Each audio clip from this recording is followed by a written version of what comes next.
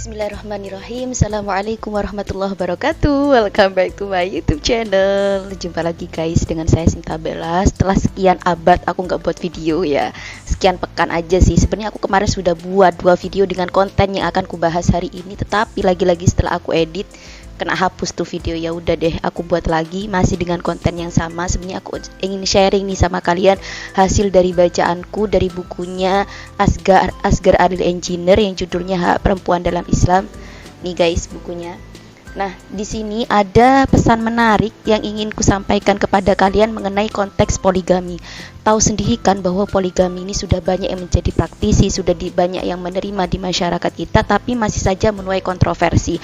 Karena kalau kita hitung-hitung mungkin banyak yang kontranya daripada yang pro-nya. Dan kalau tanda kutip gue boleh bilang, bahkan laki-laki pun banyak yang tidak mengamini ini. Maybe kayak gitu ya kesimpulanku. Nah, sebenarnya guys, Asgar Ali menyuguhkan konsep ini atau pembahasan ini dengan sangat menarik sekali, yaitu pembahasan mengenai keterkaitan antara ayat yang membahas persoalan dibolehkannya poligami ini dengan ayat-ayat sebelumnya. Itu kan Quran surat An-Nisa ayat 3 ya. Nah, tetapi Asgar Ali menyarankan untuk membaca mulai dari ayat 1 supaya bisa memaknai ayat 3 ini dengan sempurna. Sebenarnya apa sih maksud dari ayat 3 itu gitu. Jadi tidak boleh menghilangkan interpretasi dari ayat 2 maupun ayat 1. Nah, kalau aku boleh sharing nih dari bukunya Asgar, sebenarnya ayat 1 itu berbicara tentang konsep kesamaan antara laki-laki dan perempuan, yaitu di mana kedua makhluk ini diciptakan dari satu makhluk yang sama, nafsin wahidatin katanya gitu di ayat 1. Kemudian ayat 2 itu anjuran untuk memelihara anak yatim gitu guys. Nah, kemudian pada ayat 3 ini juga didahului dengan anjuran untuk memelihara anak yatim dalam konteks perkawinan untuk mengelola harta mereka. Di situ dikatakan kalau kamu tidak bisa berbuat adil terhadap anak perempuan yatim, jika kamu mengawininya maka kawinilah golongan lain atau dari perempuan lain gitu, baik 1, 2 maupun 3 atau dari hamba sahaya gitu. Nah, jadi kalau kita garis bawahi, sebenarnya ayat nomor 3 ini lebih pada konteks anjuran untuk memelihara anak yatim. Tetapi dalam kondisi-kondisi tertentu, kalau kalian gak bisa nih memelihara anak yatim, baik harta yang ditinggalkan oleh sanak saudaranya, maka kawinilah perempuan lain begitu.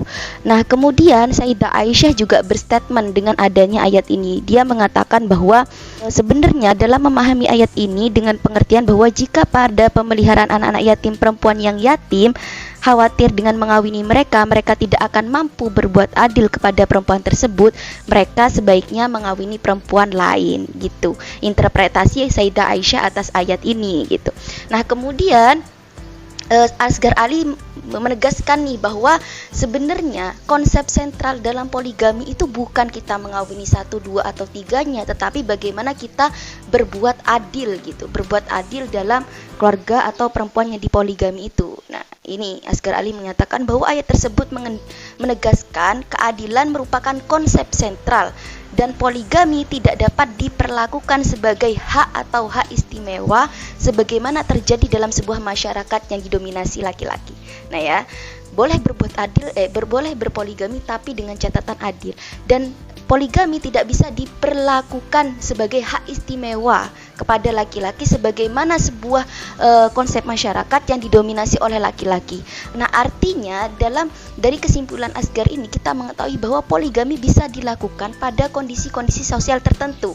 Nah, kemudian kita akan berbicara dari sini, kita akan berbicara konteks sosial seperti apa yang melatar belakangi adanya turunnya ayat ini kemudian. Nah, waktu itu terjadi perang Uhud guys, di mana di situ 70 dari 700 umat muslim laki-laki itu mati terbunuh. Nah, sehingga adalah ayat ini untuk meringankan gitu, untuk meringankan pengelolaan harta anak yatim maupun janda atau perempuan yang meninggal oleh suaminya karena perang Uhud itu tadi. Maka ada anjuranlah untuk menikahi mereka 1, 2 ataupun 3 begitu.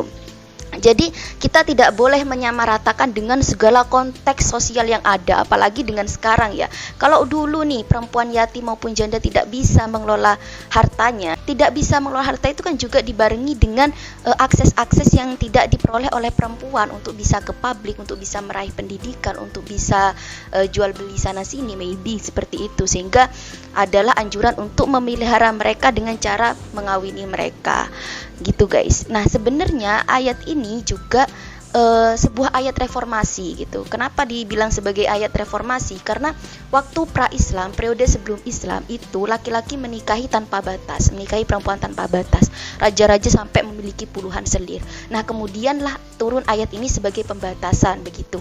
Nah, diceritakan dalam Sunan Abu Dawud bahwa Wahab al-As'adi mempunyai 8 istri sebelum dia ingin memasuk Islam. Kemudian Nabi memerintahkan tinggalkan 4 yang lain dan pertahankan 4 yang lainnya. Nah, kemudian Sunan Wahab al-As'adi waktu itu meninggalkan yang 4 dan mempertahankan 4 yang lainnya, begitu guys. Jadi ayat ini sebagai ayat reformasi. Nah, kemudian kita tahu bahwa garis bawah diperbolehkannya poligami itu adalah adanya keadilan ya. Itu dawuh Allah, statementnya Allah pada ayat ketiga surat An-Nisa. Nah, kemudian pada ayat 129 masih dalam surat yang sama, Allah mengatakan begini, dan kamu sekali-kali tidak akan dapat berbuat adil di antara istri-istrimu, walaupun kamu sangat ingin berbuat demikian. Karena itu, janganlah kamu terlalu cenderung kepada yang kamu cintai sehingga kamu biarkan yang lain terkatung-katung. Dan jika kamu mengadakan perbaikan dan memelihara diri dari kecurangan, maka sungguhnya Allah Maha Pengampun lagi Maha Penyayang.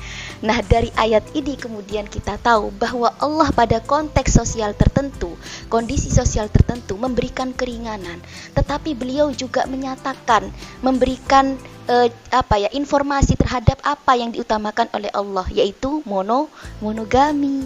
Karena Allah sudah berstatement nih bahwa kalian tidak akan mampu sekalipun untuk berbuat adil terhadap istri-istrimu. Karena apa? Oke, interpretasi ayat ini, ayat 129 ini kemudian bisa dikembangkan bahwa hal-hal yang tidak bisa diupayakan keadilannya itu dalam konteks apa? Perasaan guys, perasaan. Jadi kita tidak bisa tuh mengontrol perasaan manusia, berupaya untuk mereka senang gitu ya. Apalagi sudah dengan jelas nih diduain mereka sebagai perempuan dalam rumah tangga itu gitu. Jadi apa aja nih yang bisa diupayakan keadilannya ya, hal-hal yang hanya bisa tampak oleh mata, sandang, pangan, dan papan. Tapi soal perasaan bukan sesuatu yang bisa diupayakan, diukur oleh manusia. Kita tidak tahu kapan orang itu senang, kapan orang itu rela, kapan orang itu ikhlas gitu. Makanya di sini kemudian ayolah monogami aja gitu, yang diutamakan tuh monogami. Apalagi alibinya laki-laki sekarang itu yang mau memelihara, yang mau menyejahterakan, yang mau ini itu.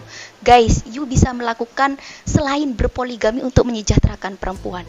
Apalagi dengan kondisi sosial yang sudah saat ini kayak gini ya, perempuan bisa memperoleh akses segalanya. Maksudnya kalau memang ada suatu lingkungan sosial tertentu yang masih tertutup nih terhadap esensi kemanusiaan perempuan, maka ya yang perlu kita lakukan adalah bagaimana dengan menyejahterakan dan biar mereka bisa memelihara diri mereka sendiri ya, bukakan akses-akses yang sudah diperoleh perempuan pada umumnya. Berikan mereka pendidikan, skill ini itu untuk bisa menghidupi diri mereka sendiri. Atau ya suatu pernikahan itu kan soal perasaan guys, bukan sesuatu yang bisa dipaksakan.